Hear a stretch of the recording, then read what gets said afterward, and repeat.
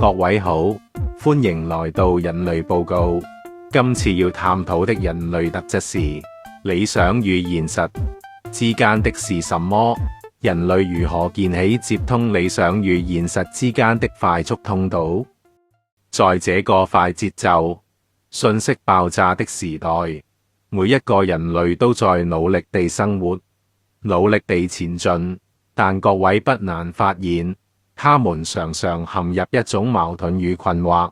一方面，他們心中懷抱着對未來的憧憬，對美好生活的向往，稱之為理想或計劃；另一方面，他們又常常被眼前的瑣事、當下的困境所牽絆，感到力不從心，甚至迷失方向。他們似乎在想要做的事和正在做的事之間，架起的是一座不太穩固的橋，隨時可能倒塌。今次要和各位探討的是，人類如何在具體現實與抽象理想之間，建立一條暢通無阻的快速通道，讓理想指引行動，讓現實成就理想。這不僅是關於思考的機制，更是關於人類如何更好地生活的實踐。在開始探討之前，請各位先進行一個小小的想像，想像一個人類旅行者正站在人生的十字路口，他手中有一張目的地的地圖，那是他的抽象理想。他腳下是崎嶇不平的土地，是眼前的風景與障礙，那是他的具體現實。地圖能告訴他方向，但不能替他走路。土地能承載他的腳步，但不能告訴他去向何方。只有當他將地圖上的線條一步步踏實在腳下的土地上，他才能真正抵達遠方的目的地。那麼，人類是如何鋪設這條通道的呢？以下從幾個層面來探討。第一節，認識兩端，具體現實與抽象理想。首先，必須清楚認識這兩個概念。在人類的生活中，他們無所不在，卻又常常被混淆或忽略。具體現實是什麼？它是人類能觸摸到、能感知、正在發生的一切。它是清晨廚房飄來的咖啡香，是辦公室裏敲打鍵盤的聲音，是孩子作業本上的評分，是農夫手中的鋤頭，是畫家手中的畫筆。它是具體的、當下的，甚至是瑣碎平常的。它是人類生存的基礎，是無法逃避的地基。沒有具體現實，一切理想都是空中樓閣。那抽象理想又是什麼？它是人類的理想、願景、追求的價值和長遠目標。它是我想成為什麼樣的人，是我希望我的家庭變成什麼樣子，是我期待社會有什麼樣的改變。它看不見、摸不着，卻像燈塔一樣照亮前進的道路。它是人類的藍圖，是他們的靈魂。現實與理想兩者之間的關係，在人類身上不是對立的，而是相輔相成的。具體現實是抽象理想的載體，抽象理想是具體現實的指南。但人類在現實中往往容易失衡，要麼沉溺於具體現實的泥沼，忙碌卻不知為何；要麼漂浮在抽象理想的雲端，想太多做得太少。因此，人類需要建立一種互動機制，讓這兩者之間能順暢流動。第二節，兩者的互動特性。理想指引行動，行動反哺理想。這條快速通道不是單行道，而是雙向通道。一方面，抽象理想必須落實到具體行動，人類必須將宏大的願景拆解成一個個可執行的步驟。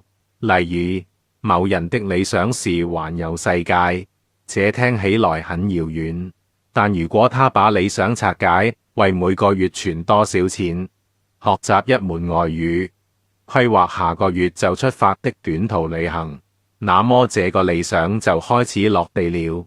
這就是理想指引行動。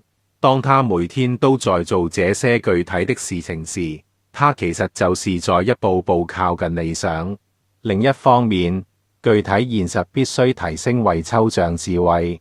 人類要從當下的經驗中提煉出價值和意義。例如，某人每天都在做重複的工作，也許會感到枯燥，但如果他能從中看到這項工作對他人、對社會的價值，或從中學習到新的技能，那麼這份具體的工作就升華為他成長的抽象養分。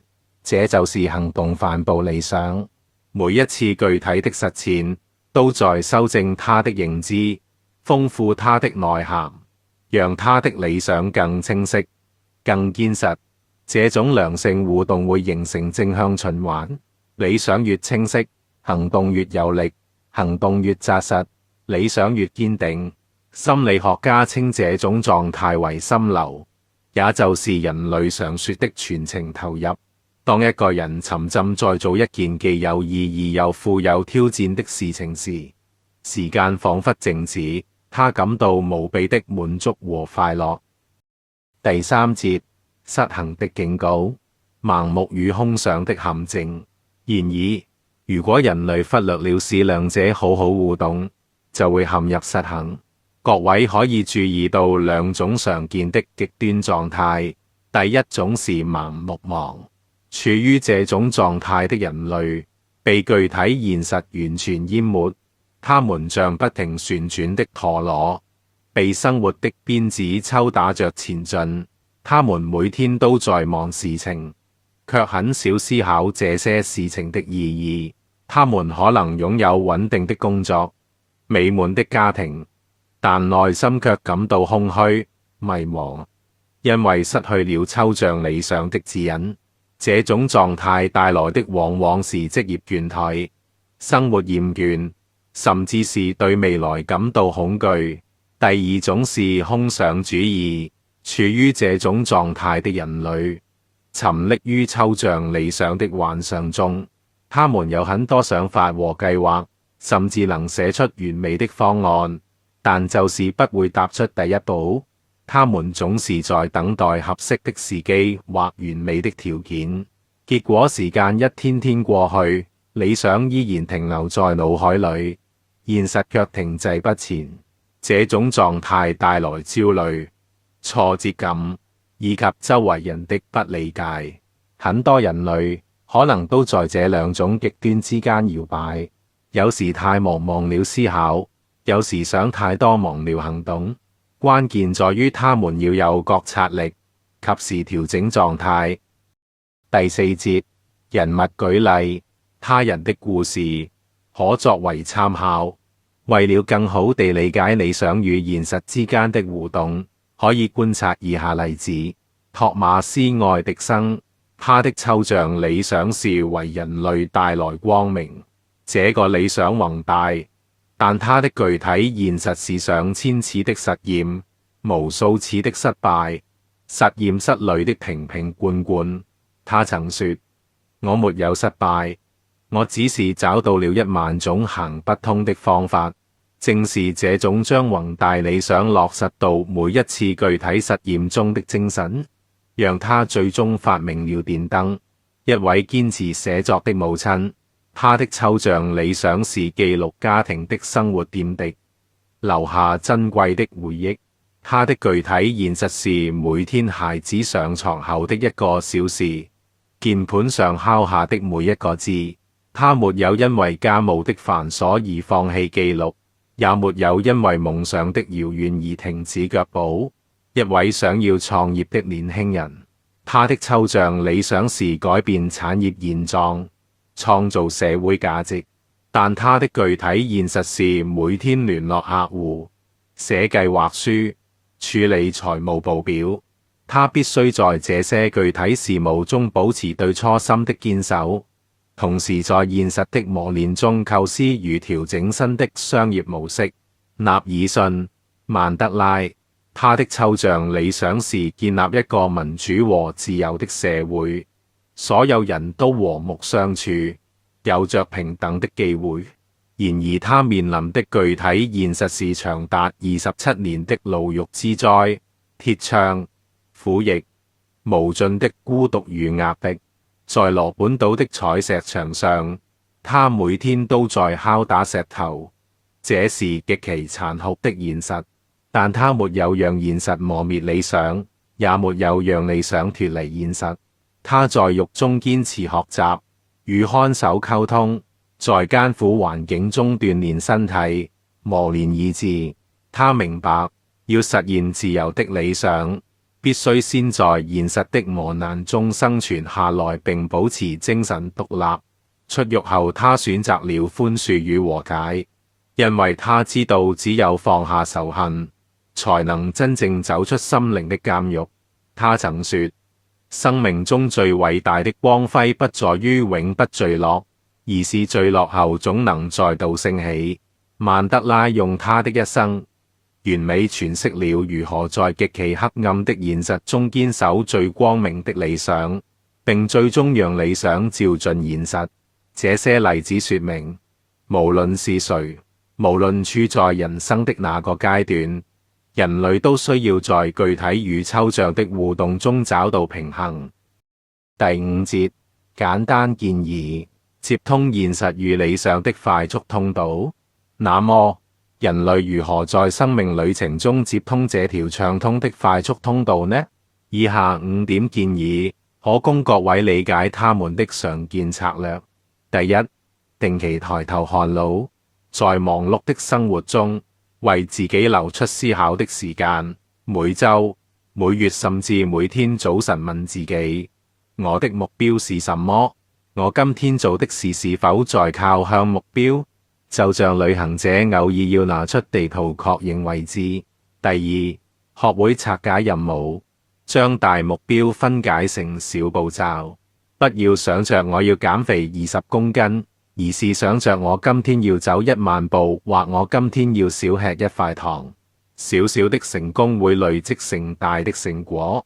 第三，賦予行動意義，在做每一件事時，試着尋找它的價值。打掃衛生不僅是清潔環境，也是在創造一個舒適的家。工作賺錢不僅是換取薪水，也是在實現個人的社會價值。第四，建立回饋機制，做完一件事，無論成功與否，及時總結和反思，停下來想一想，學到了什麼，下次可以怎麼做得更好。這是將具體經驗轉化為抽象智慧的過程。第五，保持彈性調整，理想不是一成不變的，隨着成長和環境變化，目標可能需要調整。就像開車，遇到塞車就繞道，遇到好風景可以停下來。重要的是始終在路上，始終在前進。結語，讓理想照亮現實，讓現實成就理想。人類的人生就像一場旅行，他們既不能只看着地圖發呆，也不能只顧低頭走路。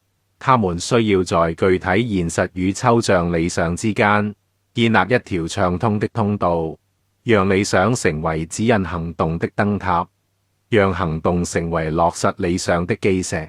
當人類能夠自如地在這兩者之間切換，能夠將宏大的理想落實在每一個當下的行動中，他們會發現生活不再是矛盾與掙扎，而是一趟充實而奇妙的旅程。每一個人類都可以成為自己生活的建築師，既能仰望星空，又能腳踏實地，在現實的土壤裡種下理想的種子，用行動的汗水澆灌，最終收穫豐碩的果實。今次的觀察到此結束，下次將探討另一種人類特質。報告完畢。若想對報告內容有更清晰的理解，建議聽多1-2次。